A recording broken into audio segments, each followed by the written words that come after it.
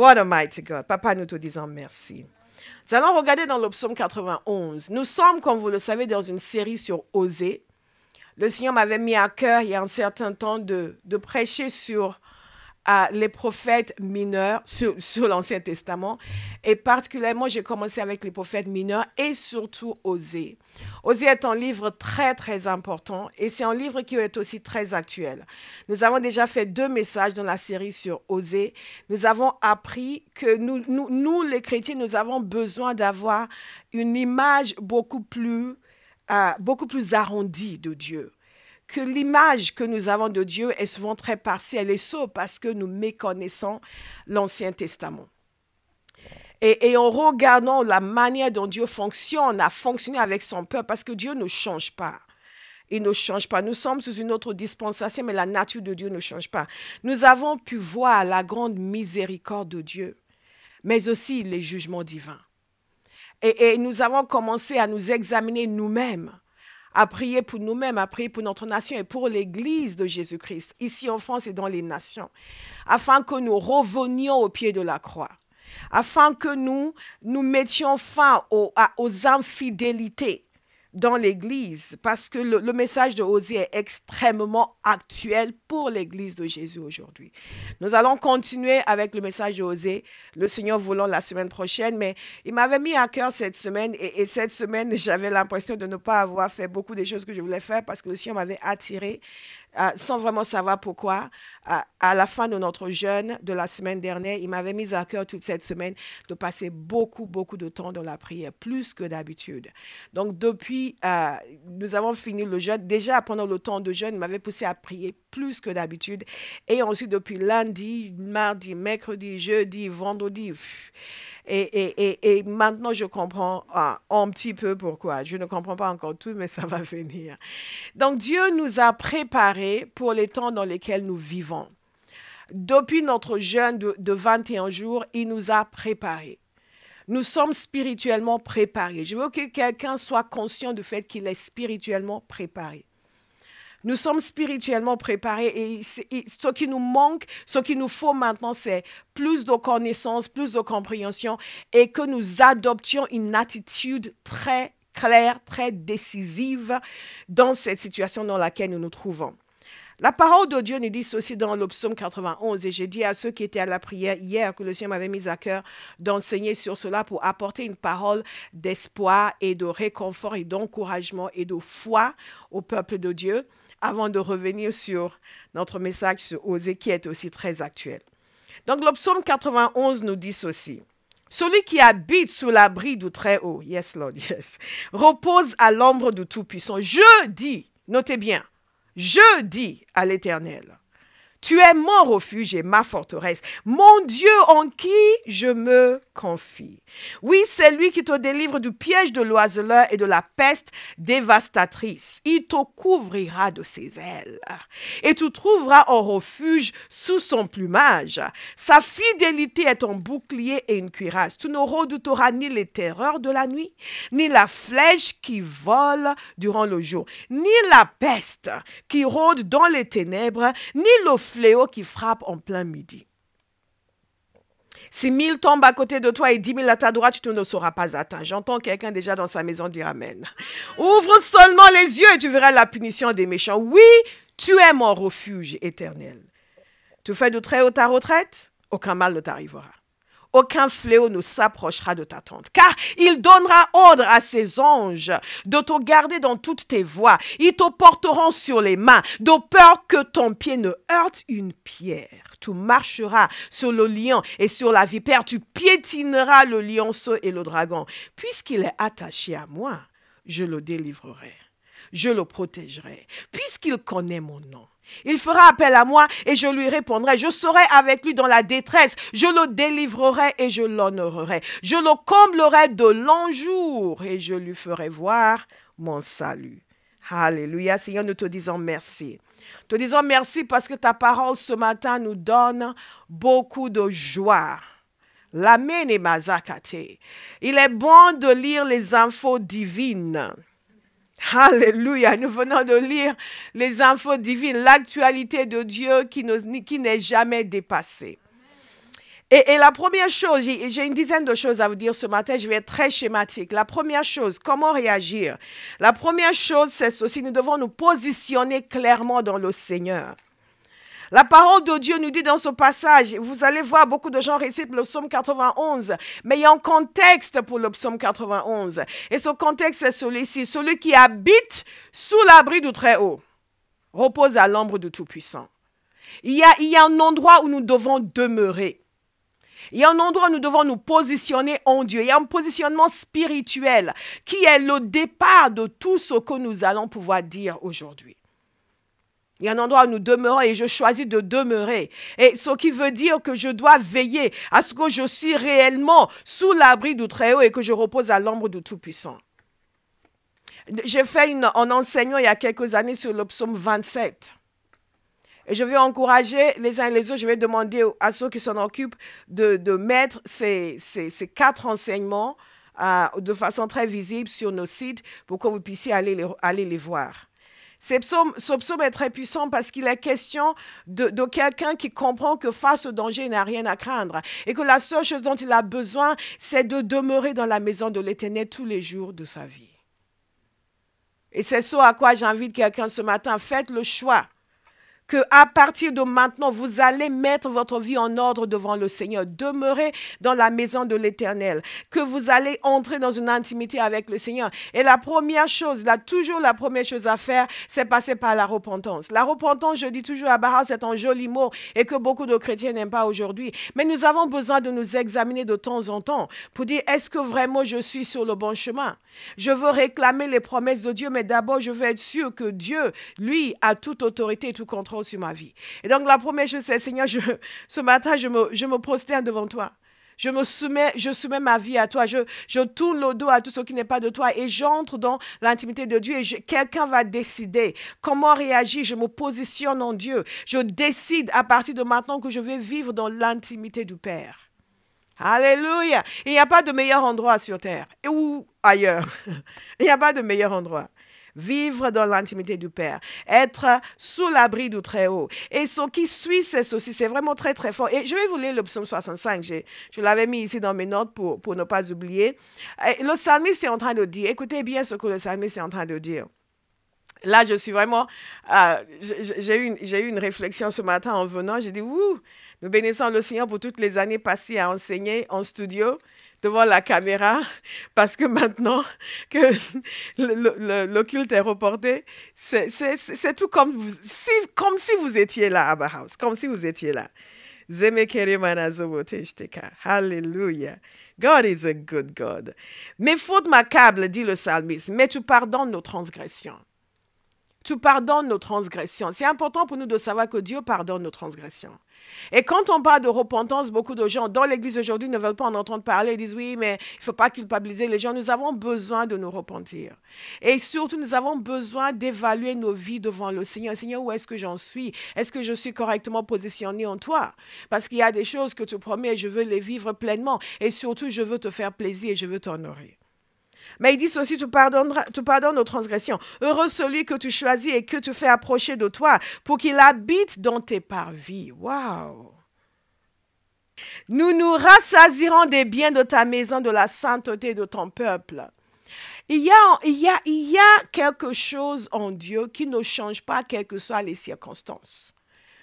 L'intimité avec Dieu porte des fruits en toutes circonstances. Et c'est ce à quoi j'appelle quelqu'un ce matin, se positionner spirituellement. Se positionner spirituellement dans sa relation avec le Seigneur. Mais ensuite, la deuxième chose que nous constatons dans ce psaume, c'est que le psalmiste dit « Je dis à l'Éternel ». Il y a des endroits où l'Éternel nous parle, où il dit « Je suis ton refuge, je suis ta forteresse ». Mais il y a d'autres moments où c'est nous qui parlons à l'Éternel, où nous disons « Tu es mon refuge ». Je veux savoir quelle est votre confession ce matin. Tu es mon refuge, tu es ma forteresse. Et comme nous avons lu dans le psaume 46, dès lors où je sais que l'Éternel est ma forteresse, je sais aussi que je suis inébranlable. Considérer l'Éternel comme sa forteresse et trembler de peur, les deux sont incompatibles.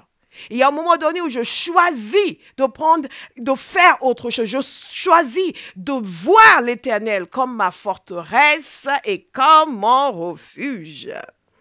Et ça s'appelle une foi audacieuse. J'invite quelqu'un à Bauhaus ce matin, une foi audacieuse. Vous savez, très souvent, quand on dit aux gens, fais confiance au Seigneur, ils disent, oui, mais tu ne comprends pas les problèmes que j'ai. Comme si la foi, c'est uniquement pour les moments où nous n'en avons pas besoin. Ou la foi, faire confiance à Dieu, c'est quand nous n'avons aucune espérance. Ou faire confiance à Dieu, c'est quand nous n'avons aucun problème. Cette confiance que nous exprimons dans le Seigneur est exprimée dans les moments d'affliction, dans les moments de difficulté, dans les moments où les montagnes chancellent, où la terre tremble, où il n'y a de refuge nulle part. C'est là où nous montrons que nous sommes des enfants de Dieu, qui avons rencontré le Père, qui sommes sauvés par grâce, qui avons cru par la foi que Jésus, que nous n'avons jamais vu de nos yeux, nous a sauvés, nous a réconciliés avec Dieu. Combien même est-ce que nous pouvons croire que Dieu veille sur nous? Je veux inviter quelqu'un ce matin à une foi audacieuse et radicale. Une foi audacieuse et radicale. Si vous étiez là, je vous ai dit, répétez après moi, radical. Dites-le à la maison. Une foi audacieuse et radicale. Et donc, c'est cette personne qui dit au Seigneur, tu es mon refuge. Tu es ma forteresse. Et au cas où vous pensez qu'il le disait affaissé sur son fauteuil alors qu'il venait d'obtenir une augmentation de salaire ou que son entreprise venait d'être cotée en bourse ou que tout lui réussissait, regarde les circonstances dans lesquelles il déclare ces choses. Nous lisons ces choses dans la parole de Diur, mais certains d'entre nous, nous ne savons pas que nous sommes censés les appliquer dans les moments où les montagnes chancellent. Quelqu'un ce matin va se lever avec une foi audacieuse. Oui, c'est lui qui te délivre du piège de l'oiseleur. Donc, quand le psalmiste dit que tu es mon refuge et ma forteresse, et qu'il dit je me confie en toi, en d'autres termes, j'ai confiance en toi, Seigneur, il est en train de le dire en connaissance de cause.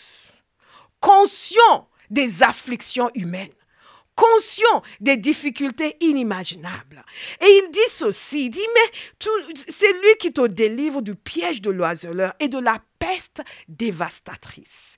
Quelqu'un a besoin ce matin de regarder le Seigneur et dire, Seigneur, c'est toi qui me délivres de la peste dévastatrice. Quelqu'un a besoin non pas d'être inconscient. À ceux qui étaient à la prière hier, je leur ai dit comment j'avais vu un reportage sur le Nigeria, et nous savons qu'il y a eu 1 ou 2 cas détectés au Nigeria, vite circonscrits. Nous espérons qu'il n'y en aura pas d'autres. Mais ils étaient étonnés de voir à quel point les gens étaient insouciants dans une agglomération de plus de 20 millions de personnes à Lagos. Ils ont interviewé les gens et les gens ont dit, oh non, we quashed Ebola. we do the same to COVID-19. En d'autres termes, nous avons anéanti l'Ebola. Nous allons faire la même chose. Les gens étaient complètement inconscients. Et parfois, nous disons, oui, mais Dieu est avec moi, je suis victorieux, parce que nous sommes inconscients. Mais je veux inviter quelqu'un aujourd'hui qui est conscient du danger, qui est conscient du fait qu'il y a un fléau, qui est conscient du fait qu'il y a une peste, mais qui va dire au milieu de tout ça, en toi, je me confie. En toi, je me confie.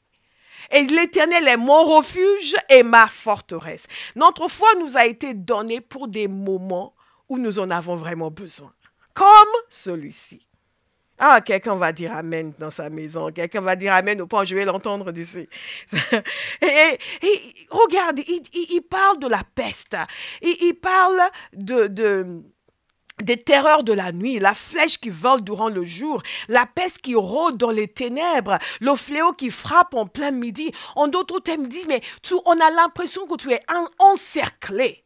Le mal est partout, la mort est partout. Où que tu vois, il y a quelque chose qui ne va pas. Le jour, il n'y a pas de répit. La nuit, il n'y a pas de répit. Les nouvelles viennent. Tel nombre de personnes ont été contaminées. Tel nombre de personnes sont en réanimation. Tel nombre de personnes sont décédées. Ton voisin de palier a été hospitalisé. Quelles que soient les nouvelles, les nouvelles sont mauvaises. Mais toi, tu sais quelque chose. L'Éternel est ton refuge et il est ta forteresse. Quelqu'un va se lever ce matin avec une foi audacieuse. Parce que comprenez-vous, il n'y a rien que nous vivons que d'autres n'ont pas vécu avant nous. Alléluia. Mais il est vrai que notre génération de chrétiens, nous sommes un peu ramollis par le confort relatif dans lequel nous vivons. Beaucoup d'entre nous, ce n'est pas le cas de tout le monde. Je le reconnais. Je reconnais qu'il y a des endroits où les chrétiens souffrent énormément. Donc, si vous regardez de là, ne vous fâchez pas. Je suis à Paris. Là où la grande difficulté des chrétiens, souvent, c'est de pouvoir prendre le métro pour aller à l'église. Alléluia. Mais vous vous rendez compte, pasteur, c'est loin. Je dois changer 3 fois.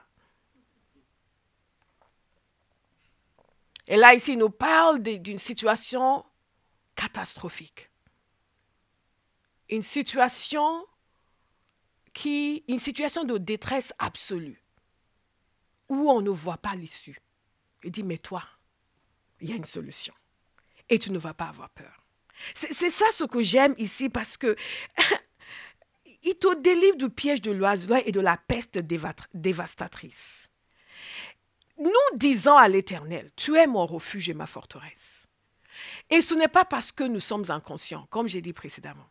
C'est parce que nous sommes conscients de ses promesses. C'est parce que nous sommes conscients du fait qu'il dit ceci, tu fais de très haut ta retraite, aucun mal ne t'arrivera, aucun fléau n'approchera de ta tente, car il donnera ordre à ses anges de te garder dans toutes tes voies. C'est parce que nous sommes conscients du fait qu'il y a quelque chose que Dieu a promis de faire. Et nous choisissons de lui faire confiance. Nous choisissons, il dit, en toi, je me confie. Ooh, God is a good God. Je veux inviter quelqu'un aujourd'hui à faire un switch. Si vous étiez en mode terreur, mettez-vous en mode foi. Alléluia.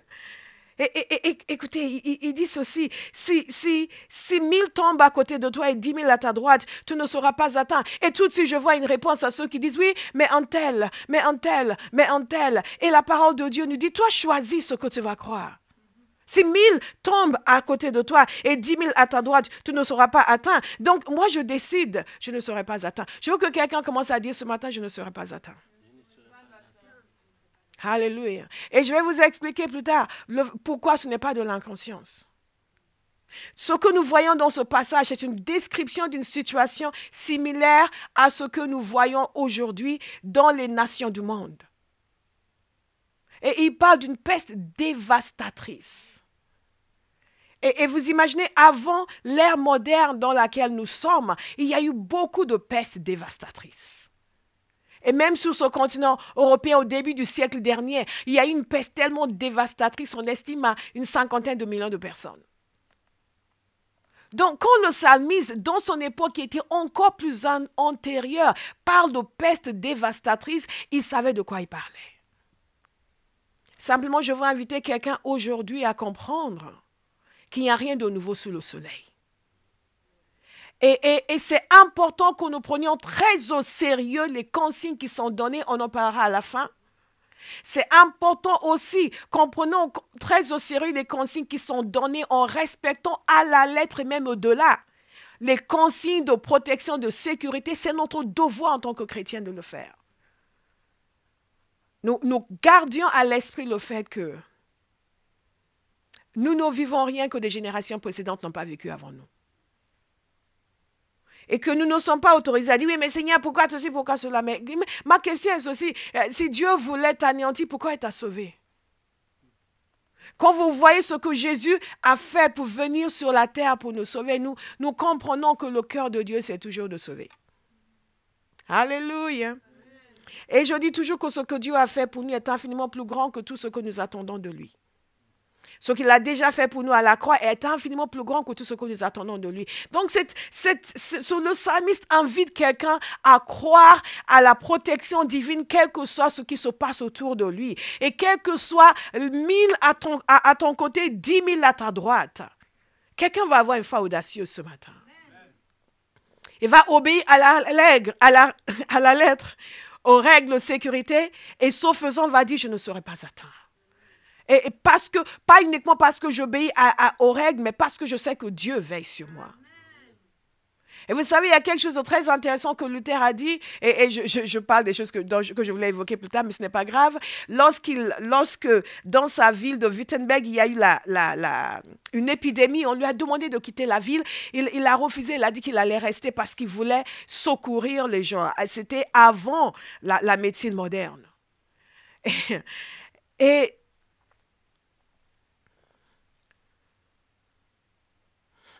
yes, Lord. Yes, Lord. Il a parlé du fait que c'est le devoir du chrétien de suivre, et je paraphrase, il a fait une lettre sur ce qu'un chrétien doit faire pendant un temps d'épidémie ou de peste. Et ce qu'il disait, c'est que c'est le devoir du chrétien de respecter les consignes de sécurité. Pour tous ceux qui disent, nous avons la foi, donc nous allons continuer à nous serrer les mains, à nous faire la bise, ce n'est pas sérieux. Que c'est le devoir du chrétien de respecter les consignes de sécurité, parce que sinon, c'est comme s'il tentait Dieu. Et que si quelque chose lui arrive parce qu'il ne respecte pas les consignes de sécurité, c'est simplement qu'il a procédé à un suicide. J'ai tendance à être d'accord avec lui. Donc c'est important pour nous que nous soyons équilibrés. Alléluia. Amen. Gloire à Dieu. Abraham à la maison dit Amen. God is good. Mais il y a une chose qui est très importante ici, dans tout ce qu'il dit, et il dit, si tu ne redouteras pas, quelqu'un va dire, je ne redouterai plus rien, ni les terreurs de la nuit, ni la flèche qui vole durant le jour, ni la peste qui rôde dans les ténèbres. Quelqu'un va commencer à dire, et vous savez, il a dit, je dis à l'Éternel, mon refuge, ma forteresse. Et pendant que je préparais ce message, j'ai commencé à le faire. Je dis, mais c'est ça. Dites-le tout le temps, Seigneur, tu es mon refuge, tu es ma forteresse. Tu es mon refuge, tu es ma forteresse, j'ai confiance en toi. Vous leur dites matin, midi et soir. C'est votre vaccin. Matin, midi et soir. Matin, midi, tu es mon refuge, tu es ma forteresse. En toi, je me confie. Quelque chose se passe à l'intérieur de vous quand vous commencez à témoigner de votre confiance dans le Seigneur. Et donc, tu diras cela, mais il y a aussi quelque chose d'autre à dire, c'est que je ne redoute rien. Il dit, je ne redouterai pas la peste dévastatrice. Et vous avez dit, je ne redoute pas le coronavirus. Ma confiance est dans le Seigneur. Et cette dimension de ne pas redouter, l'absence de peur, chasser la peur, c'est quelque chose de très capital.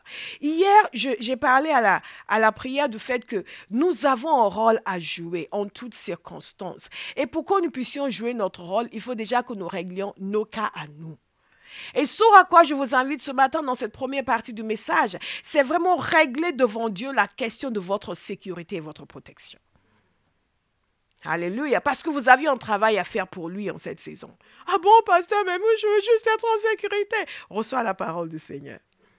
Reçois la parole du Seigneur. Donc, dans ces difficultés, dans ces défis, quand il y a une peste, quand il y a toutes ces choses, la peur est une réaction naturelle. La peur est une réaction naturelle. Et nous n'avons pas tous le même niveau de foi. Mais quelqu'un doit décider qu'il va se plonger dans la parole de Dieu et laisser l'Esprit de l'Éternel le saturer de la pensée de Dieu. Au point où la peur va s'en aller. Et où l'assurance va prendre place. Et la confiance va prendre place. Nous sommes très forts pour nous appuyer sur la parole de Dieu quand il s'agit de finances.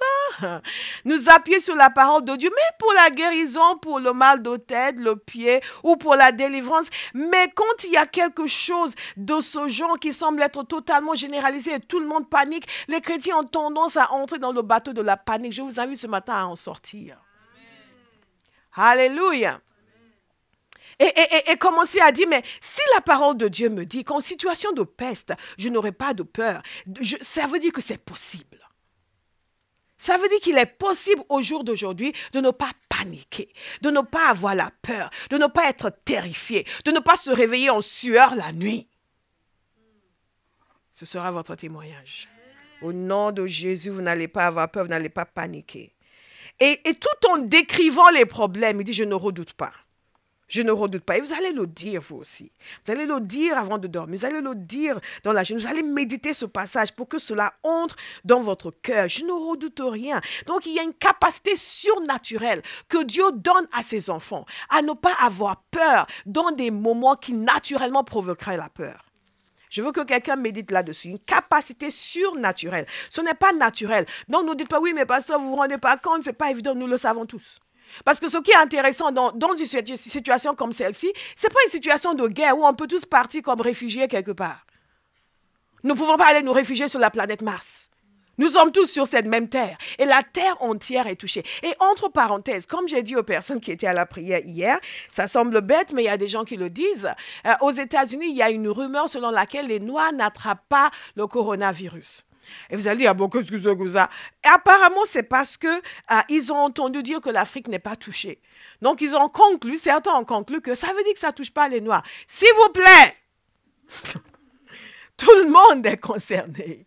Tout le monde est concerné. Et d'ailleurs, malheureusement, ils commencent à recenser les premiers cas en Afrique et nous prions vraiment pour que dans le monde entier, et nous allons prier par rapport à ça, Dieu donne la sagesse à nos dirigeants. C'est un des points que je vais évoquer avec vous aujourd'hui pour prendre les décisions qui s'imposent dans le monde entier.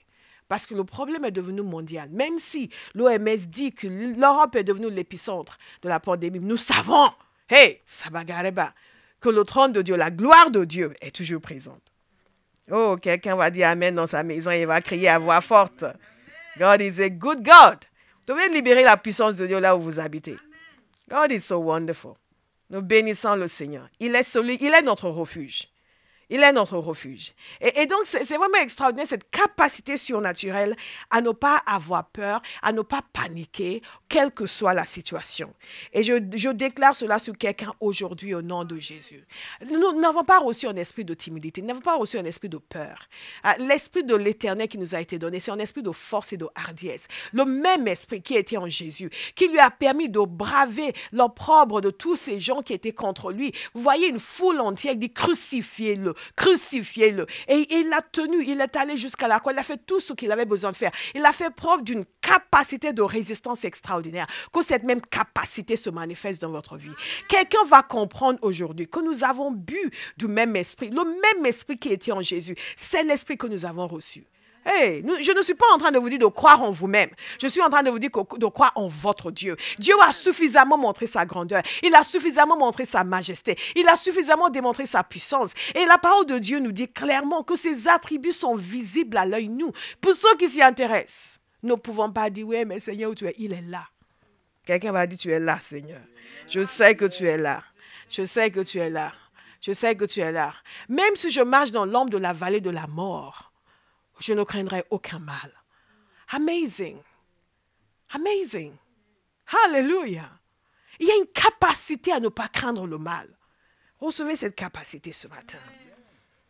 Et ce que je trouve particulièrement fort dans la deuxième partie, disons bien la deuxième partie, c'est qu'il dit ceci, tu fais du Très-Haut ta retraite, si tu as fait ce choix, ce que nous avons dit au tout début, reposer à l'ombre du Très-Haut.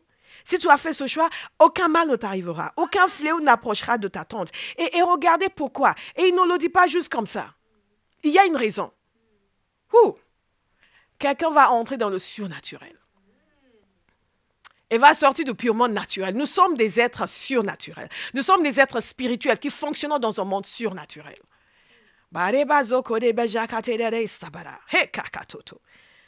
J'ai envie de prier. I feel like praying. Il dit ceci, car, vous comprenez, car. Non pas les cars de transport de voyage. C'est une connexion entre la première partie de cette phrase et la deuxième partie. C'est un lien de cause à effet. Donc, il nous a dit ceci, ce fait de nous craindre, ce fait de ne pas être touché par le fléau ou le mal est dû à quelque chose de spécifique. Il y a une raison pour cela. Et la raison, c'est ceci. Il donnera ordre à ses anges de te garder dans toutes tes voies. Je sais que quelqu'un est en train de crier Alléluia. Il donnera ordre à ses anges de te garder. En d'autres termes, il y a une activité des anges autour des enfants de Dieu dans des moments de détresse, dans des moments de peste et de fléau. Et je veux encourager quelqu'un à activer ce ministère des anges, à demander au Seigneur, envoie tes anges pour m'entourer et me protéger. Et karames, tadonj tobere gaza, les maketa, j'ai juste envie, j'ai juste le désir de vous pousser à entrer dans une zone de foi. Dans une zone de foi. À sortir de cette zone de panique. Et certains doivent sortir de cette zone intermédiaire entre la panique et la foi. Ils sont juste là. Oui, mais bon, ok, d'accord. Non, on a confiance dans le Seigneur. Non. Quand vous avez confiance dans le Seigneur, vous dites, on a confiance dans le Seigneur. Poussez par l'esprit à entrer dans cette zone de foi où vous êtes conscient du fait que les anges de l'Éternel vous entourent. Et vous demandez au Seigneur que les anges fassent ce qui est dit dans ce passage qui vous porte. Oh, il faut que je regarde l'heure. Mais c'est bien, puisque vous n'êtes pas là, je peux continuer jusqu'à midi. God is a good God. Il donnera ordre à ses anges de te garder dans toutes tes voies. Quelqu'un va méditer sur cela et dire, ouh. Donc Dieu donne l'ordre à ses anges de me garder, moi, Ariel. Moi. Il donne ordre à ses anges de me garder. Et vous mettez votre nom. Il donne ordre à ses anges de garder Ariel. Wow! Révélation. Papa, nous te demandons la révélation. La révélation de ta parole qui est claire, qui donne de l'intelligence au simple. Les makatombes, qui nous amène à voir comme tu vois, qui nous amène à ne pas être en désaccord avec ta pensée, mais être totalement en phase avec ta pensée. Vous savez, il y a quelque chose d'extraordinaire et je veux encourager quelqu'un avec cela parce que je sais qu'il y a déjà des gens qui sont en train d'échanger des histoires sur telle personne qui est décédée, telle personne qui est décédée ou tel serviteur qui est décédé et qui se dit « mais qu'est-ce qui va se passer avec nous ?» Rappelez-vous ce qui s'est passé dans l'Église primitive. C'est assez saisissant parce que les autorités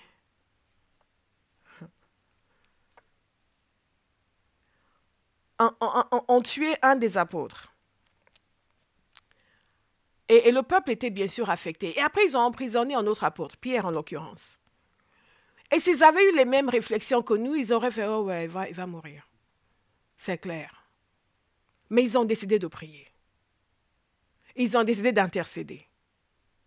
Et l'ange de l'Éternel a été dispatché dans la prison de Pierre pour le faire sortir de là. Je déclare sur quelqu'un aujourd'hui que les anges de l'Éternel vous entourent et ils vous protègent et ils veillent sur vous. Et ne laissez aucune mauvaise nouvelle atténuer ou diminuer votre foi. Comment pouvez-vous expliquer le fait qu'il y a un apôtre qui décède et un apôtre qui est libéré? Et non seulement qui est libéré, mais que le peuple avait encore la foi pour prier pour lui. Que la résignation disparaisse. Et la passivité au nom de Jésus. Tant que Dieu est Dieu. Alléluia. J'ai failli dire tant qu'il y a un chrétien sur terre, même s'il n'y a aucun, même si je suis la seule, je vais continuer à croire.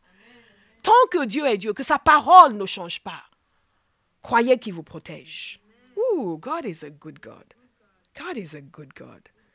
Donc, croyez dans l'assistance des anges. La parole de Dieu est claire sur le fait qu'il y a des anges qui nous entourent, qui nous protègent. Et moi, je crois que c'est votre témoignage. Amen. Mais il y a quelque chose aussi de puissant dans ce passage. Et il nous a dit ceci, puisqu'il est attaché à moi, je le délivrerai. Là, c'est Dieu qui parle. Et ça nous ramène encore à ce que nous avons dit au début, celui qui demeure à l'abri du Très-Haut, repose à l'ombre du Tout-Puissant. Le fait de demeurer, être attaché au Seigneur. Puisqu'il est attaché à moi, je le délivrerai, je le protégerai, puisqu'il connaît mon nom. Waouh! Waouh! Quelqu'un peut dire, Seigneur, je suis attaché à toi. Ta parole. Et vous savez, quand vous lisez ces choses, appliquez-les à vous-même. Père, je suis attaché à toi et ta parole me dit que celui qui est attaché à toi, tu vas le délivrer. Donc, je considère que tu me délivres. De façon active, s'il vous plaît, pas passive.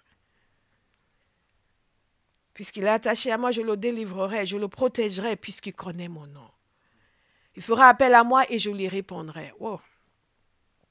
Je serai avec lui dans la détresse, je le délivrerai et je l'honorerai. Oh! Zamaka, quelqu'un doit comprendre que Dieu vous a envoyé une lettre. Et peut-être que je devrais dire en email ou même en texto dans notre génération. Mais regardez la dernière partie, c'est quelque chose qui me parle. Je le comblerai de longs jours et je lui ferai voir mon salut. Ouh. Je le comblerai de longs jours et je lui ferai voir mon salut. Quand je cherche des choses dans la parole de Dieu, je ne cherche pas des versets avec lesquels critiquer les gens. Je cherche des versets avec lesquels renforcer ma vie. Et dans ce passage, je vois que Dieu me donne une promesse de longs jours.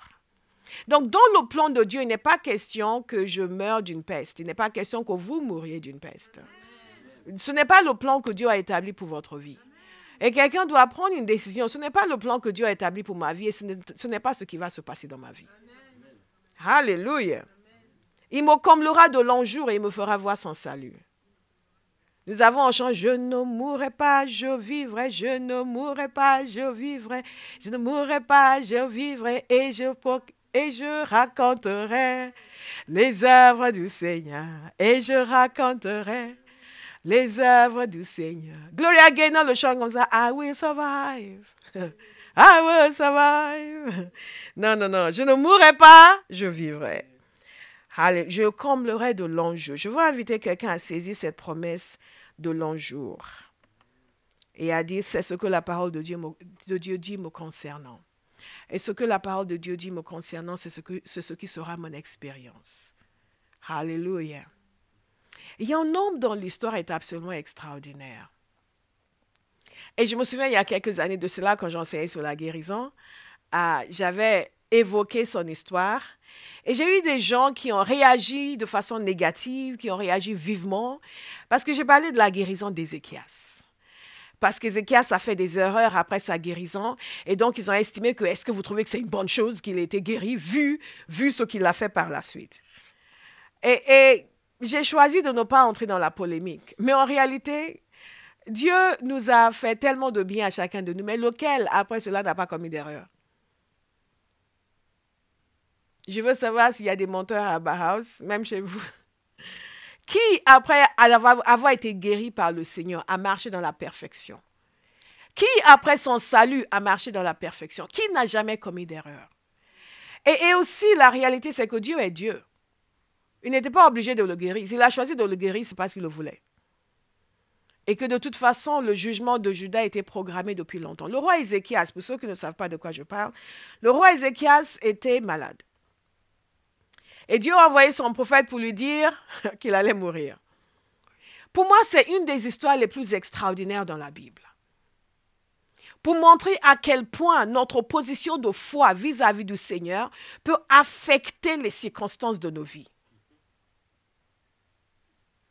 Et beaucoup de chrétiens ne le comprennent pas. Ils pensent que dès qu'il se passe quelque chose ou quelque chose est arrivé à quelqu'un, inéluctablement ce sera aussi leur sort. Ce n'est pas vrai.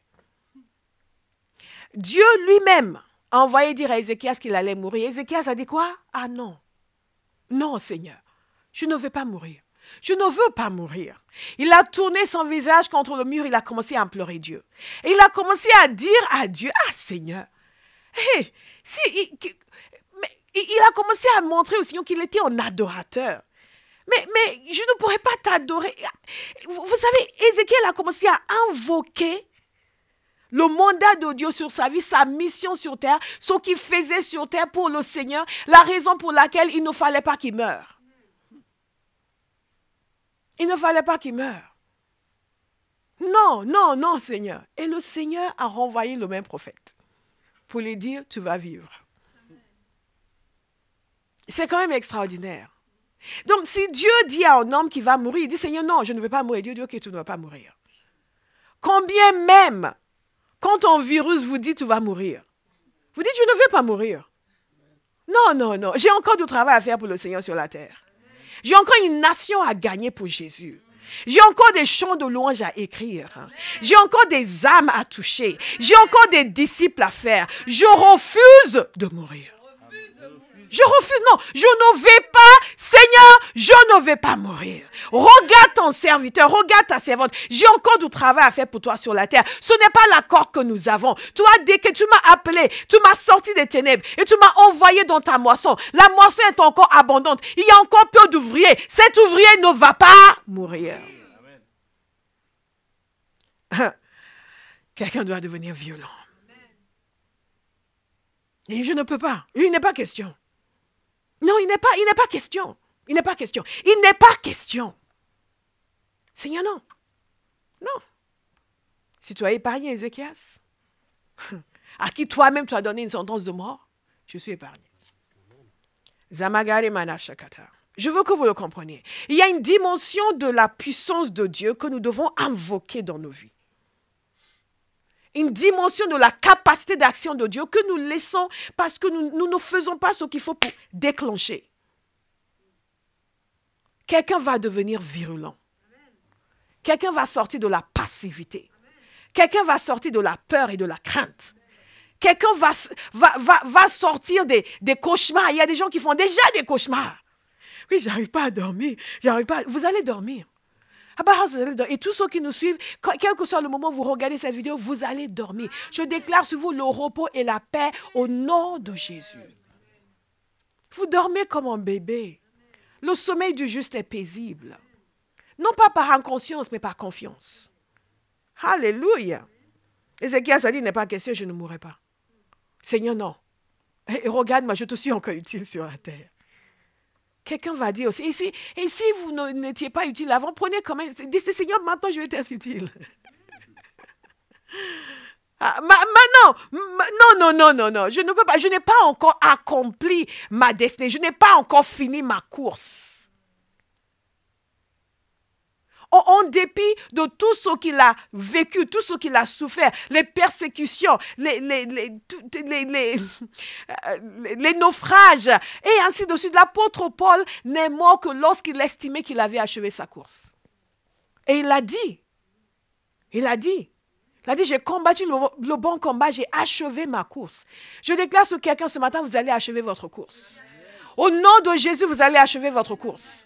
Saisissez-le par la foi. Dis, je vais achever ma course. Je ne mourrai pas avant l'heure. Je vais accomplir ce pour lequel Dieu m'a mis sur la terre. Zamarebaka, je n'ai pas fini mon travail. Je n'ai pas fini. Ma mission est encore à accomplir. Il y a encore une génération à toucher avec l'évangile. Il y a encore une nation à toucher avec l'évangile. Il y a encore des nations à toucher avec l'évangile. Il y a encore des gens qui ont besoin de savoir que Jésus est Seigneur. Comment ça? Non, je ne mourrai pas. Dites-le, Seigneur, je ne mourrai pas. Alléluia. Et c'est vraiment important. Tout ce que j'ai fait jusque-là, c'est établir dans le cœur de quelqu'un une certaine assurance et une certaine foi dans le Seigneur. Une certaine foi dans le Seigneur. Dans sa parole. Mais aussi la capacité à regarder au-delà des mauvaises nouvelles que vous pourriez entendre. Et vous attacher à la parole de Dieu et à sa promesse pour votre vie. Il y a quelque chose qui... Regardez par exemple, lorsque nous donnons beaucoup de témoignages à Bahaus, et à chaque fois qu'il y a des témoignages, il y a des gens qui sont affectés positivement par ces témoignages. Ils entendent un témoignage de guérison et ça booste leur foi et ils sont en mesure de recevoir eux aussi leur guérison. Combien de témoignages nous avons? Et pour tous ceux qui nous regardent en live, allez sur notre site, vous allez voir des témoignages d'intervention divine, des témoignages extraordinaires qui montrent que Dieu agit encore aujourd'hui. Encore aujourd'hui. Waouh! Waouh, waouh, waouh! Et ça va faire partie de nos sujets de prière. Demander l'intervention divine. Mais je voulais établir cette assurance dans le cœur de quelqu'un aujourd'hui par la puissance du Saint-Esprit, le témoignage de la parole. Parce qu'il ne s'agit pas que de nous. Nous avons un travail à faire. Et c'est là, la cinquième chose, c'est invoquer cette bénédiction, cette promesse de longue vie que le Seigneur donne. Avec la même assurance et hardiesse que Ézéchias. Mais mon sixième point, c'est justement en établissant nos cœurs dans le Seigneur. Nous devons comprendre que nous sommes les agents de Dieu sur la terre. Et Jésus nous a dit que nous sommes la lumière du monde. Et donc notre lumière doit se voir dans ces temps d'obscurité. Il dit aussi, vous êtes le sel de la terre. Matthieu 5, 13 à 16. Mais si le sel perd sa saveur, avec quoi la lui rendra-t-on? Dans cette situation présente, bien-aimés, si vous vivez dans la peur, dans la panique et vous tremblez, vous perdez votre saveur. Alléluia. Il ne sert plus à être jeté dehors et piétiné par les hommes. Vous êtes la lumière du monde. Jésus dit des choses extraordinaires au sujet des gens ordinaires. Vous savez, je vous donne un exemple. Et c'est important pour nous. Parce que nos défaites souvent viennent du fait que nous croyons trop en nos faiblesses et pas assez en sa puissance. Et le Seigneur me reprenait une fois des doutes que j'avais sur moi-même, ce qu'on appelle en anglais self-doubt. Et il commençait à me montrer que ce que je considérais comme étant self-doubt, c'était en fait des doutes vis-à-vis de lui. Parce qu'il n'a jamais compté sur moi. Il a compté sur lui-même agissant en moi. Est-ce que vous me suivez? Il compte sur lui-même agissant en moi, en ma faveur et à travers moi. Donc, continuer à douter de moi, c'était douter de lui. Et de sa capacité d'utiliser quelqu'un comme moi. Est-ce que quelqu'un écoute? Il en va de même dans des situations comme celle-ci. Nous sommes censés croire en sa capacité de briller à travers nous. Et donc, oui, mais moi, la lumière, moi, je ne sais pas, tu sais pas comment je suis, moi, si tu sais comment est ma vie, tu ne peux même pas dire ça. Jésus aurait menti, non. Mais il croyait en la puissance de son esprit qui allait briller à travers nous. Je veux inviter quelqu'un ce matin à dire, je suis la lumière du monde et le sel de la terre. Et à chaque fois qu'il y a une crise, de toute façon, le monde est en crise en permanence. Il y a une crise spirituelle qui est permanente. Mais de temps en temps, il y a des situations comme celle-ci qui amènent l'Église dans une autre dimension d'action et de fonctionnement. Et je lance un appel aux uns et aux autres aujourd'hui.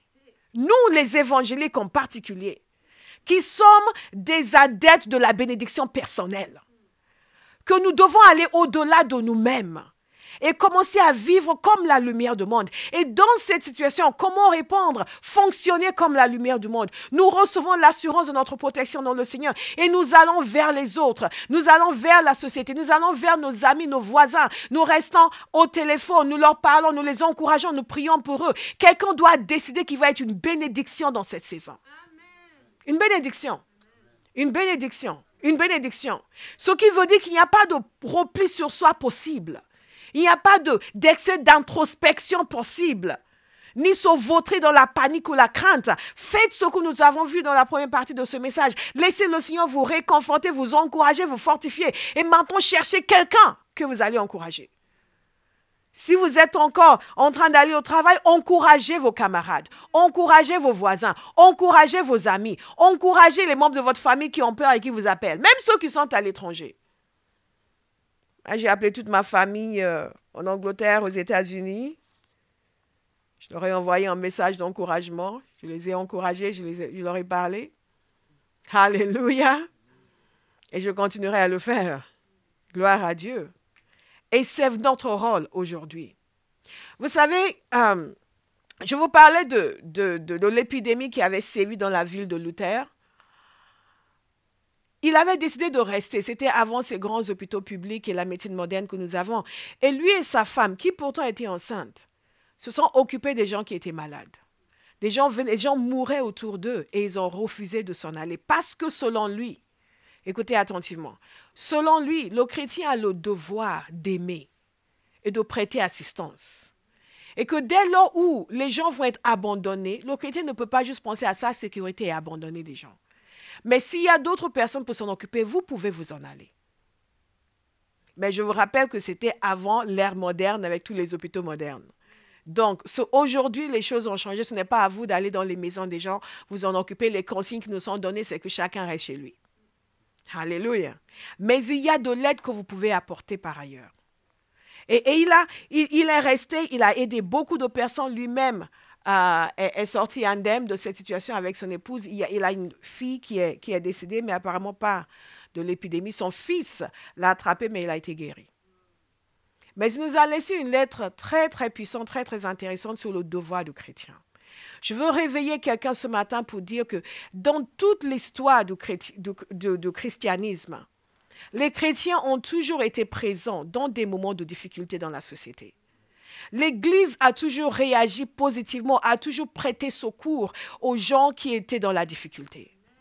Ce n'est que dans notre génération, dans notre mentalité de bless me Jesus, que nous sommes tellement focalisés sur nous-mêmes que nous ne voyons même pas l'utilité ou le service que nous pouvons rendre à notre société. Je ne vous dis pas d'aller dans les hôpitaux, ne le faites surtout pas parce que nous ne sommes pas censés le faire. Mais soyez à l'écoute. Soyez à l'écoute des gens autour de vous. Prêtez main forte. Les gens ont besoin de prière, d'encouragement. Appelez-les, ils vous appellent. Ah non, mais tout le monde a le même problème. Hein. Qu'est-ce que tu veux que je fasse? Non, nous n'avons pas le même problème. Vous avez Jésus. Vous avez l'encouragement de la parole de Dieu. Donc, que ce soit en temps où vous allez encourager les gens, qu'est-ce que nous sommes censés faire? Nous sommes censés être attentifs aux besoins des autres. Nous sommes censés être un exemple de sagesse. Nous sommes censés être cette lumière du monde, cette lumière qui brille devant les hommes afin qu'ils voient votre belle manière d'agir. J'aime beaucoup la version second 21, afin qu'ils voient votre belle manière d'agir et qu'ainsi ils célèbrent la gloire de votre Père céleste. Waouh! Moi, je trouve ça extraordinaire. Ils voient votre belle manière d'agir. Quelqu'un dit, oh, je pensais que, parce que je dis, béni, vous êtes béni, vous êtes béni. Vous êtes béni, mais vous êtes aussi une bénédiction. Nous sommes une bénédiction. Et ce sont dans les temps de crise où l'on voit l'étoffe de l'Église, où nous savons si réellement nous croyons ce que nous avons cru. Si réellement nous croyons que ce Dieu transcendant s'est fait chair pour venir nous sauver, des gens comme nous qui ne méritons rien. Cela doit avoir des implications réelles dans notre manière d'agir. Et Jésus nous dit qu'il faut que les gens voient notre belle manière d'agir. Notre belle manière d'agir qui célèbre la gloire de notre Père céleste. Comment est-ce que nous devons réagir dans cette situation? Nous devons réagir en priant, dans le jeûne et dans la prière. J'ai déjà vu quelques remarques que les gens font sur les réseaux sociaux et je suis désolée de dire que nos commentaires sont un peu spirituels. Très souvent, je n'ai pas encore constaté un élan dans certains endroits pour nous plonger dans la prière et dans la parole de Dieu. Il est vrai que beaucoup d'entre nous avons été surpris par l'ampleur de ce qui se passe, mais c'est la raison pour laquelle le pays doit se mettre à genoux et prier. L'Église, du moins, doit se mettre à genoux et prier. Nous avons l'habitude en France de beaucoup disserter et donner des opinions sur des choses, mais ce n'est pas le moment. L'heure est à la prière, l'heure est au jeûne, l'heure est à la consécration. Nos paroles, nos commentaires, nos opinions, nos remarques ne vont rien changer à la situation. Nos paroles, nos commentaires, nos opinions ne feront que aggraver la tristesse des gens qui sont déjà affaiblis. Ne feront que remettre en question la foi des gens qui ne savent pas quoi faire. Ce que nous avons besoin de faire, c'est prier. Nous avons besoin de prier parce que nous croyons en un Dieu qui intervient. La parole de Dieu nous dit au psaume 65, « À toi, ô Dieu, qui réside à Sion, va notre attente confiante, notre louange. Pour toi, nous accomplirons nos vœux. Toi qui écoutes la prière. Tous les hommes viendront à toi. » Il faut que nous venions à lui. Tous les hommes viennent. Toi qui écoutes la prière. Toi qui écoutes la prière. Vous savez, il y a une photo du vice-président des États-Unis où il a la tête courbée en prière avec son équipe. Et apparemment, il aurait demandé, avant, ils allaient discuter de la réponse des États-Unis au coronavirus. Il aurait demandé qu'ils prient pour demander la sagesse divine. Et il y a des gens qui ont qui ont eu l'idée de se moquer de cela. Et c'est là où nous comprenons qu'il y a des gens qui sont dans un état de bêtise aggravée et d'inconscience totale et manque de réflexion. Non, nous ne pensons pas qu'il faut se moquer d'un responsable politique qui demande la sagesse de Dieu. Au contraire. En nous impliquant dans la prière plus que jamais, les chrétiens, nous devons prier pour nos responsables de toutes les nations et demander au Seigneur de leur donner la sagesse pour prendre les décisions qui s'imposent, les bonnes décisions, non pas des décisions qui sont basées sur la panique ou la peur ou le désir de réélection, ou juste pour faire plaisir à un certain groupe. Nous voyons à quel point la pression est grande. Donc, il est important de prier pour que Dieu leur donne la capacité de prendre les bonnes décisions. La sagesse vient de l'Éternel. Sans la sagesse de Dieu, nous ne pouvons rien faire. Sans la sagesse de Dieu, nous allons continuer à nous tromper. Sans la sagesse de Dieu, nous allons continuer à prendre des décisions qui ne nous permettent pas d'avancer, mais qui aggravent la situation. La parole de Dieu nous dit ceci. Proverbe 28, 26, celui qui a confiance en son propre cœur est stupide. Mais celui qui marche dans la sagesse sera délivré. Donc nous prions pour que nos responsables, nos dirigeants politiques marchent dans la sagesse. Nous prions aussi que le Seigneur souffle sa vérité et donne le chemin à suivre à tous ceux qui travaillent sur une solution naturelle. Donc, nos prières doivent être à la fois sur le plan intellectuel, sur le plan mental, de la sagesse, sur le plan émotionnel, sur le plan spirituel. également. Alléluia. Parce que Dieu agit dans tous les domaines. Il est la plus grande intelligence qui soit. Tout ce qui existe est sorti de son cerveau. Je ne sais pas si Dieu a un cerveau, mais c'est une façon de parler. Il n'est pas humain, mais tout ce qui existe est sorti de son cœur, est sorti de lui. Donc, il sait comment régler les choses. Notre Dieu règne au ciel et il n'est pas paniqué. Nous allons demander au Seigneur d'intervenir. C'est essentiel pour nous. C'est essentiel aussi de prier. J'ai parlé de prier sur le plan spirituel.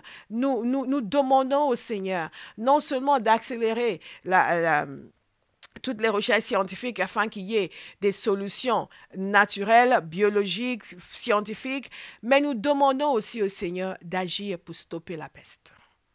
Nous demandons une intervention miraculeuse de Dieu. La parole de Dieu est remplie d'interventions miraculeuses de Dieu. Si nous croyons la Bible, nous ne pouvons que croire que Dieu peut intervenir de façon miraculeuse. Aïe, aïe, aïe, aïe, aïe. Dès qu'il s'agit de notre génération, nous cessons de croire que Dieu fait des miracles. Non, il est le même.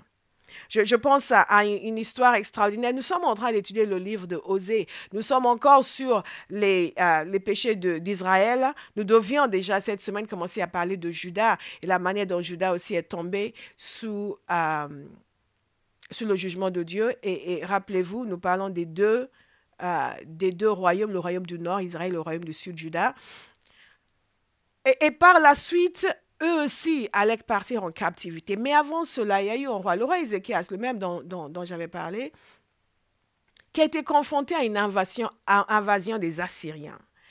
Et les Assyriens sont effectivement la nation puissante qui ont mis fin à l'existence du royaume du Nord. Ils ont fini par prendre le royaume du Nord en captivité. Ils ont tout dévasté sur une période de 10 ans. Ils sont venus 2 fois. Et la dernière fois, ils ont tout saccagé. Et c'était la fin de ce royaume, du royaume d'Israël.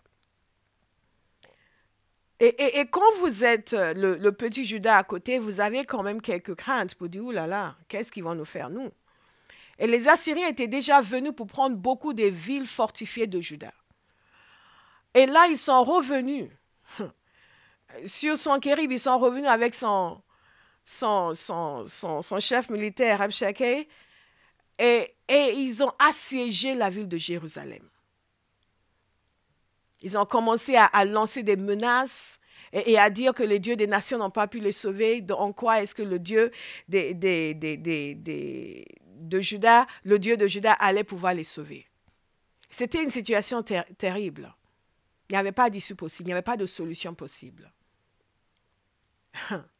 Mais Dieu, par son prophète, a déclaré clairement que les menaces n'allaient pas s'accomplir. Je veux que quelqu'un comprenne que l'histoire de l'humanité est jalonnée de situations, de catastrophes, de désastres, de situations où le peuple de Dieu avait l'impression qu'il n'y avait pas de solution. Qu'est-ce qu'on va faire? Mais à chaque fois que le peuple de Dieu lui a fait confiance, Dieu est intervenu miraculeusement. Nous avons des raisons de demander au Seigneur une intervention miraculeuse. Et nous serions stupides de ne pas le faire.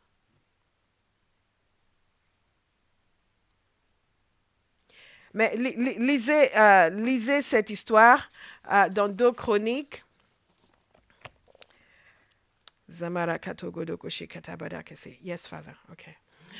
Et vous allez voir à quel point la peur était palpable. Palpable. Le roi ne savait plus quoi faire. Mais il a crié à Dieu. Et en une nuit, l'ange de l'Éternel a parcouru le camp des Assyriens, 185 000 soldats tombés. Et pas une seule flèche n'a été tirée. Intervention miraculeuse. Il y a des moments dans la vie où nous devons décider ce que nous croyons vraiment. Si nous croyons que ce Dieu qui intervient si miraculeusement est le nôtre, nous avons le devoir de lui demander une intervention. Et nous allons le faire. Nous avons déjà commencé à le faire, nous allons continuer à le faire. Et parce que nous devons aussi prendre conscience d'une chose, et ça je l'avais mis aussi ici, dans mes notes pour ne pas oublier, nous demandons une intervention miraculeuse de Dieu, nous prions aussi pour la guérison des gens qui sont malades. Nous croyons à la guérison divine. Alléluia, nous avons des témoignages de guérison. Nous prions pour la guérison des gens qui sont malades. Nous prions pour que Dieu fortifie le système immunitaire des gens qui sont susceptibles. Nous prions pour les personnes âgées. Nous prenons fait et cause pour les uns et les autres dans cette situation. Mais il y a un point qui est aussi vraiment capital. Nous avons vu toute la question de la protection individuelle, de notre rôle en tant que sel et lumière. Mais il y a une question aussi qui est vraiment capitale. Et ça, c'est une réflexion que le Seigneur me mettait à cœur toute cette semaine, avant même que l'on ne voit à quel point les choses ont pris de l'ampleur. Et c'est voir à quel point l'orgueil de l'homme est une futilité. Et c'est mon 8e point aujourd'hui, que l'Église doit renouveler sa révérence pour le Seigneur et cesser d'être intimidée par le monde. Nous constatons que dans beaucoup d'endroits, l'Église est en perte de vitesse, pas à cause d'une force extérieure, mais à cause d'une faiblesse intérieure. Notre faible niveau de spiritualité et notre haut niveau d'argumentation, de conflit, nous a affaiblis. Par conséquent, il y a beaucoup dans l'Église qui renégocient leurs convictions. Déjà au sein de l'Église, entre les charismatiques qui maintenant ne croient plus dans le Saint-Esprit, ne parlent plus en langue, parce qu'il y a de l'autre côté tous ces critiques Internet qui passent leur temps à critiquer. Des gens qui, oui, non, je ne sais plus ce que je... Beaucoup de gens sont perdus, ne savent plus ce qu'ils croient, parce qu'ils cèdent à la pression des critiques et des attaques même au sein de l'Église, de ceux qui décident que Dieu les a établis comme les purificateurs de la théologie. Beaucoup de confusion, beaucoup de faiblesse. Mais je le dis depuis longtemps, nous nous trompons de combat. Nous nous trompons de combat. Que vous parlez en langue ou pas, votre combat n'est pas contre celui qui parle en langue, celui qui ne parle pas en langue. Là, c'est vraiment une cécité incroyable. Et il y a d'autres choses sur lesquelles nous nous trompons de combat, mais aussi vis-à-vis du monde, des compromis au sein de l'Église. Nous sommes laissés intimider. Parce que les gens nous semblent tellement forts, tellement puissants. Il y a un esprit ambiant qui fait que les gens se sentent obligés de ne pas trop affirmer leurs convictions, surtout morales, parce que ça va m'attirer des ennuis. Mais quand nous sommes face à une situation comme celle-ci, nous sommes obligés de nous demander, mais qui nous a intimidés?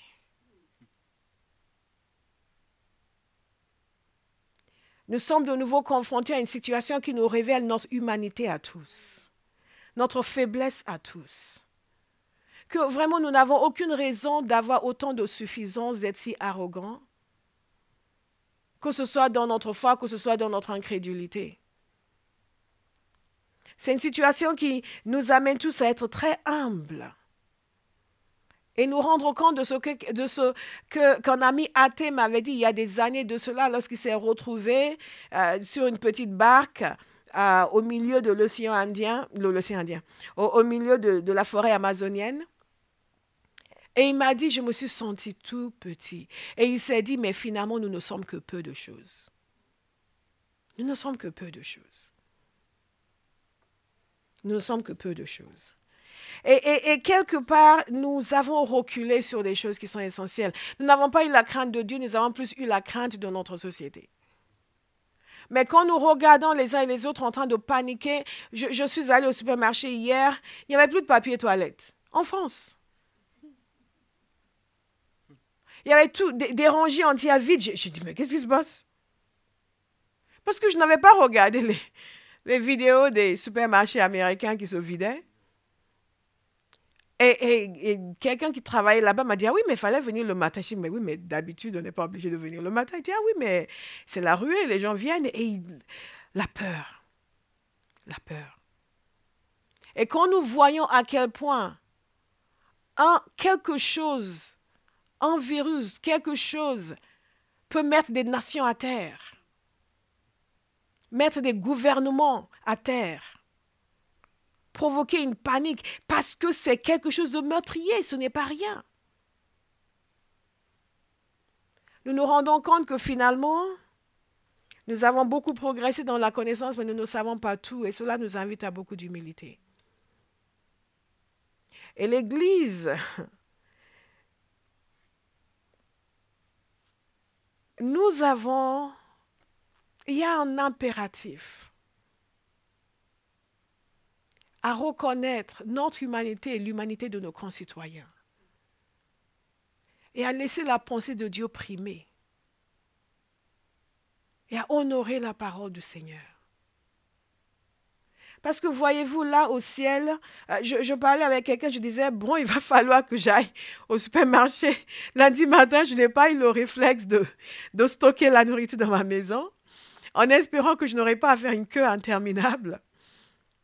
Et je dis, mais quelque part, nous ne sommes que des humains. Nous ne sommes que des humains. Et j'y ai pensé, j'ai dit, Dieu, en ce moment, il n'est pas en train de stocker la nourriture. Dieu, en ce moment, il n'est pas en train d'essayer d'éviter la contagion. Et nous avons raison de le faire, d'éviter la contagion, pas de stocker la nourriture. Le gouvernement nous a déjà assuré du fait qu'il n'y aura pas de pénurie alimentaire en France. Donc, dites à vos voisins d'arrêter d'amener tous ces papiers toilettes, tous ces paquets de papier toilette. Nous ne sommes que peu de choses. Que nous revenions à plus de simplicité, plus d'humilité devant notre Dieu, plus d'égard, plus de respect, plus de révérence vis-à-vis du Seigneur, en reconnaissant notre humanité et sa supériorité. Vous savez, quand vous êtes dans une situation, il n'y a pas d'endroit où aller, hein.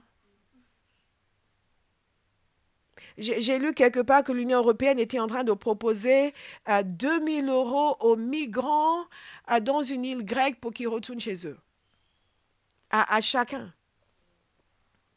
Et c'est parce que les gens pensent qu'il y a un endroit où aller pour fuir, ou la pauvreté, ou la persécution. Mais quand il s'agit d'un virus, il n'y a pas d'endroit où aller.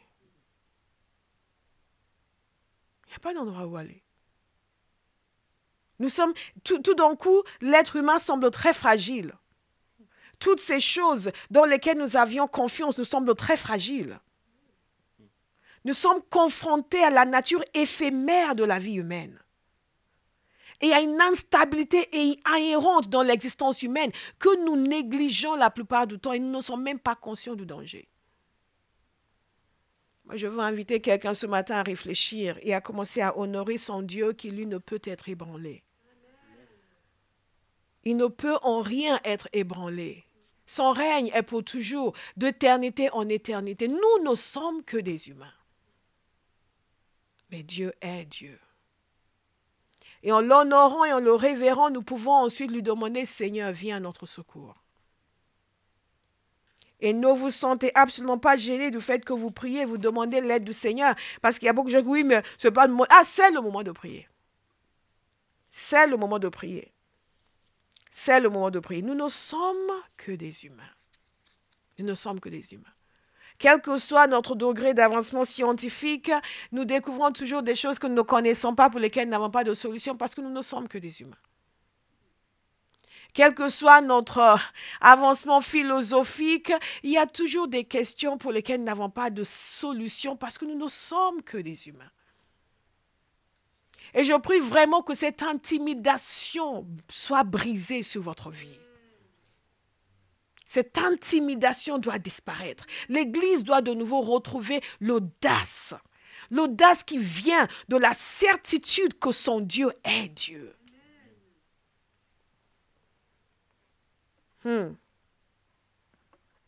Et vous dites, nous prions pour que Dieu intervienne. Oui, Dieu peut intervenir. Nous ne savons pas nécessairement comment il va le faire, mais il peut intervenir. Et nous croyons qu'il va intervenir.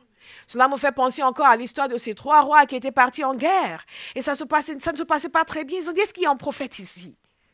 Ils ont trouvé le prophète Élisée, il a demandé à un musicien de venir qui a joué et il a reçu la parole du Seigneur. Et cette parole est quelque chose d'absolument extraordinaire. Et cette parole résume réellement l'action de Dieu et la nécessité pour chacun de nous de lui faire confiance, que nous comprenions ou que nous ne comprenions pas. Il leur dit, vous ne verrez pas de vent, vous ne verrez pas de pluie, mais les vallées seront remplies d'eau. Ça va venir d'où? De Dieu. Vous ne verrez pas de vent, vous ne verrez pas de pluie, mais les vallées seront remplies d'eau. Nous pouvons demander au Seigneur d'agir, d'intervenir de façon miraculeuse, de faire les choses à sa manière pour stopper cette épidémie. Nous avons des précédents.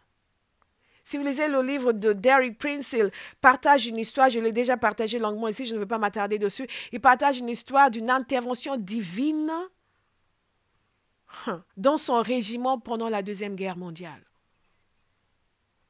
Et que les troupes britanniques étaient en passe de perdre complètement la guerre en Afrique du Nord. Et il a prié, le Seigneur l'a conduit à prier pour que Dieu leur donne en homme, en responsable, en dirigeant de tel à ce qu'ils puissent gagner la guerre et que la gloire revienne au Seigneur. Et par toute une série de circonstances inattendues, une autre personne a été envoyée comme commandant des forces britanniques. Et c'était un homme qui croyait à la prière. Et Dieu leur a donné une victoire extraordinaire. Et pour lui, cela marquait un tournant dans l'histoire de la Deuxième Guerre mondiale. Je veux que vous sachiez que Dieu intervient dans l'histoire de l'humanité. Nous le croyons. Et nous allons prier dans ce sens. Nous avons commencé, nous allons continuer à le faire. Mais il y a un point très important, ce sera mon dernier point presque. Et c'est ceci. Cette révérence nouvelle que nous avons pour le Seigneur, que nous devons avoir pour le Seigneur, ce refus de l'intimidation doit nous amener à une vraie compassion, pas à l'indifférence. Parce que nous constatons souvent ces deux choses dans l'Église. Soit nous sommes intimidés, soit nous sommes indifférents. Intimidés par les gens autour de nous qui ne croient pas en l'élection de Dieu. Non, bon, ok, je ne dis plus rien. Soit nous sommes indifférents. Et souvent, je parle avec les gens. Ils sont là, oui, mais bon, je ne veux pas croire en Dieu, je ne veux pas croire en Dieu. Moi, qu'est-ce que je vais faire? Tu vas faire quelque chose. Dites à quelqu'un à côté de vous à la maison, tu vas faire quelque chose. Dites à votre fils, votre ami, tu vas faire quelque chose. Parce que Jésus nous a envoyés. Il nous a envoyés. Allez et faites des nations des disciples.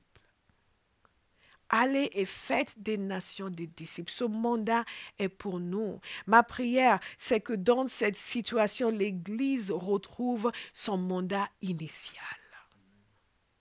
Et si l'Église est en perte de vitesse dans beaucoup d'endroits, c'est justement cela. Et quand je parle de perte de vitesse, je ne dis pas que nos assemblées ne sont pas remplies. Je dis que nos assemblées ne sont pas remplies de gens convertis et engagés pour le Seigneur. Le chrétien moyen aujourd'hui, tout ce qui l'intéresse, c'est sa vie, sa bénédiction, qu'on s'occupe de lui. C'est une prédication qui va l'encourager. Parce que nous sommes accros de l'encouragement en permanence. Mais la vérité nous est étrangère.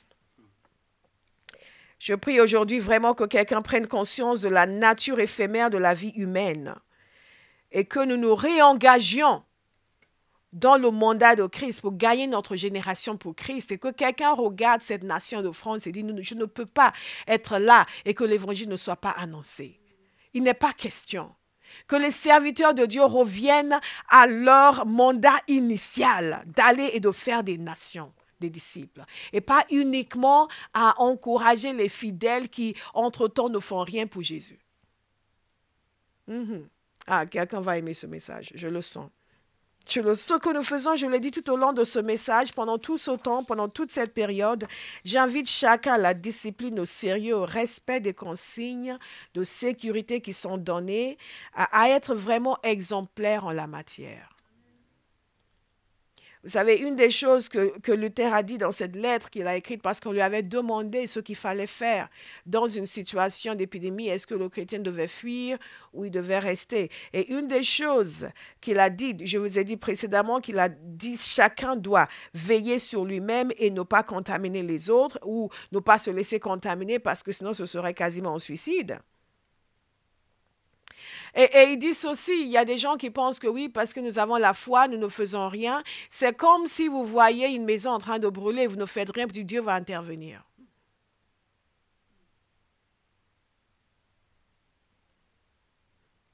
Alléluia. Donc, il dit ceci, désinfectez votre maison. À leur époque, il fallait utiliser les médicaments. Désinfectez votre maison, vos rues. et comportez-vous comme un homme qui veut aider une ville qui est en flammes. Comportez-vous comme un homme, une femme qui veut sauver, aider une ville qui est en flammes. Nous sommes la lumière du monde. J'insiste sur ce point. Il est essentiel pour nous de ne pas être focalisés sur nous-mêmes, mais que nous trouvions en Christ notre refuge. Que nous puissions dire chaque jour, Seigneur, tu es mon refuge et tu es ma forteresse, comme le psalmiste l'a dit. Et je me confie en toi. Aucun mal ne m'arrivera, aucun fléau ne s'approchera de ma tente, car tes anges sont là pour veiller sur moi. Seigneur, j'ai confiance en toi. Et là, me mettre au service de ma génération pour prier, pour encourager, pour soutenir là où c'est nécessaire. Et certains d'entre nous, nous travaillons dans les hôpitaux, nous prions la protection de Dieu sur vous. Tous ces hommes et ces femmes qui travaillent dans le système de santé, qui sont en train de s'occuper des gens qui ont besoin de soins. Nous prions pour vous, que la main de l'Éternel soit sur vous, que la protection de Dieu soit sur vous, que aucun mal ne vous arrive. Que la grâce de Dieu vous entoure et que la paix de Dieu vous entoure. Nous prions aussi pour vos familles, nous prions pour vos enfants. Et nous prions pour les personnes qui vont s'occuper des enfants, des employés des services hospitaliers. Nous prions pour la grâce de Dieu sur eux, qu'ils aient l'amour et la patience pour ces enfants. Dans le nom puissant de Jésus. Élevons nos voix là où vous êtes chez vous et commençons à prier. Nous allons prier en langue pendant quelques instants. Ensuite, je vais vous donner les sujets de prière. Le temps est déjà passé, c'est vraiment extraordinaire. Mais nous allons prier pendant quelques instants. Nous avons beaucoup parlé de prier, donc nous allons prier. Mais élevons nos voix, commençons à prier en langue. Je vais demander à Béatrice de nous conduire dans un chant. Alléluia, pour remercier le Seigneur.